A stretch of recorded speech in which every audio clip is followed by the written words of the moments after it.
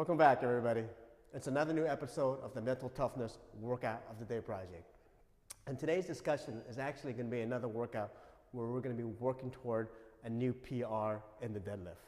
Now, in other episodes, I've talked about how to go and get a new PR in the back squat. Well, in today's video, we're going to do it the same method as with the back squat. Why? Because working heavy with the deadlift is just as scary as doing it with the back squat. And we don't want to gradually jump into it. We want to take our time so you guys get used to the weights, but more importantly, overcome the fear that comes with lifting something that's heavily off the floor. Okay?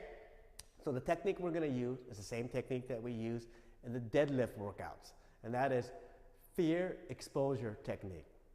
Again, this technique is that when you gradually expose yourself to the fear and to the weight, so you get familiar, but more importantly, to have you overcome the fear of lifting heavy. All right? So the workout for the next 4 weeks is, for 3 weeks straight, you're going to do 5 sets of 2 reps at 90% of your 1 rep max. And then on the 4th week, you go for your new PR. So let me repeat that again. For 3 weeks straight, you're going to do 5 sets of 1 to 2 reps at 95% of your 1 rep max. And then on your 4th week, you go for it. Okay?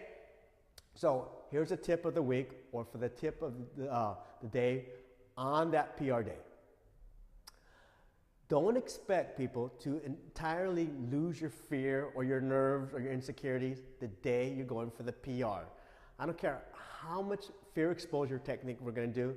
That day when you're going for it, there's always going to be some doubt and some scariness, okay?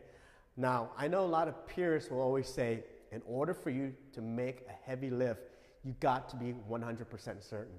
All right? Now, that's great in a perfect scenario, but if you have fear issues and insecurity like myself, you're never ever going to be 100% certain. In fact, you're going to be insecure your whole life. But that's a good thing. You want to know why? Because when you're not 100% confident or assured that you're going to make a lift, you need to rely on your mind. In the past, when I was 100% certain, I missed a lot of lifts because I was a little lazy and I didn't incorporate my mind. So we're going to avoid that. So having the insecurity and that uncertainty is going to be great. So in order for you to get more certain, what are you going to do?